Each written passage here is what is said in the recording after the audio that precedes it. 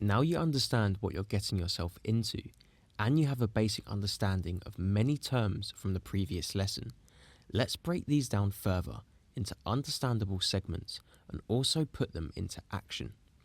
Have your pen and paper at the ready, because you're about to gain a much further understanding of the platform and variables cryptocurrencies run on, aka the blockchain.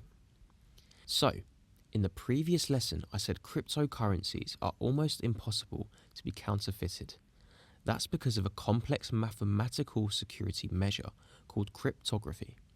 Actually, wait. Notice that little camera has returned? Time to take notes. The purpose of cryptography is simple. The data is transmitted in a certain mathematical form, so only the intended reader can open and read the data. Because of cryptocurrency's nature, being transactions made peer-to-peer online, there were originally fears that these payments could be infiltrated or even worse, hacked. Mysterious Bitcoin creator Satoshi understood this concept and introduced the cryptographic security concept, signatures, to Bitcoin. This is essentially exactly the same as a signature in real life, and exactly how I'll be breaking this down for you. Imagine you sign a piece of paper with your handwritten signature. It essentially has three main factors that make it a valid signature. Verification. This should validate the signature is yours. Replication. It shouldn't be replicated by another individual. Confirmation. Once signed, it should be final, no claiming it was another individual. Without this, it would be meaningless, right?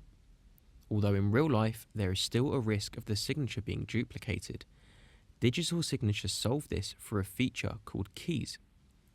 The way cryptocurrencies work is you are provided a public key and a private key for your crypto wallet, with the public key created from the private key via the mathematical equation just stated.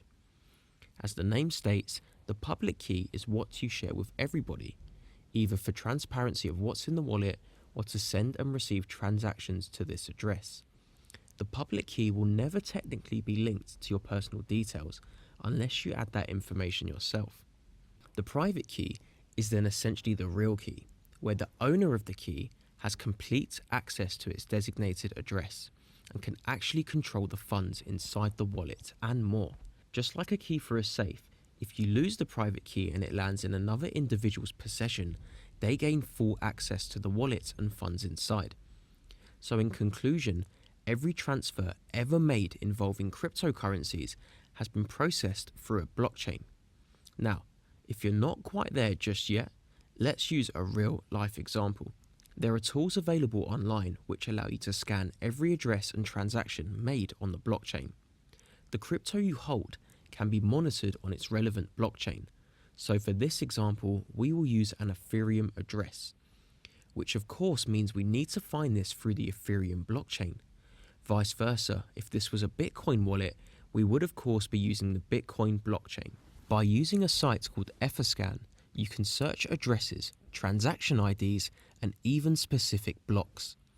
So with this Ethereum address being the public key for you all to see, we will enter this into the search bar.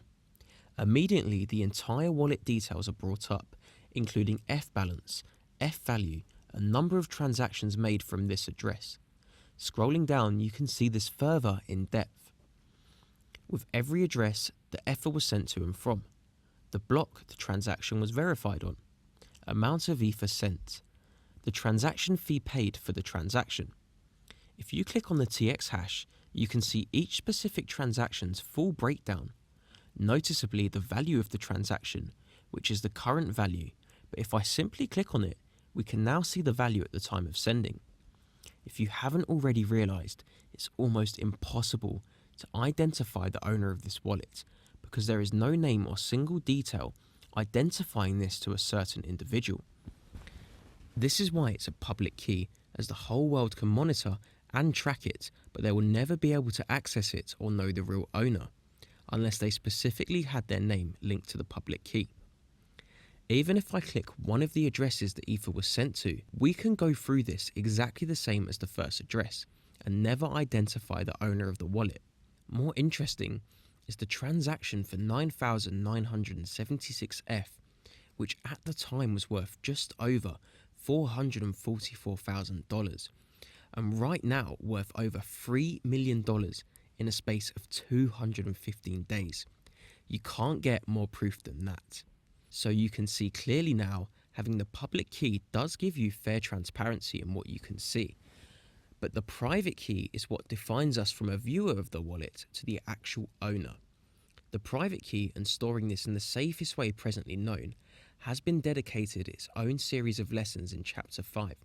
So once you've actually completed the course, the final chapter is already prepped for you to become unhackable. Until then, you still need to know how it works, right? So picture this. The wallet you've just seen is public and available on the internet for all to see. But we only viewed this through a blockchain explorer, meaning it wasn't actually made on the page we saw. And even if we had the private key, we wouldn't be able to access anything from that site, as it's simply a viewing tool, so to speak. That means this wallet had to have been created somewhere, and as I previously mentioned, the public key we are looking at is actually the result of a mathematical equation based off the creation of the private key. So whatever app, software or place this private key was created is where we can access the public key wallet and its contents, the same way our online banking portal or PayPal has a password, which would only work specifically for that bank or platform.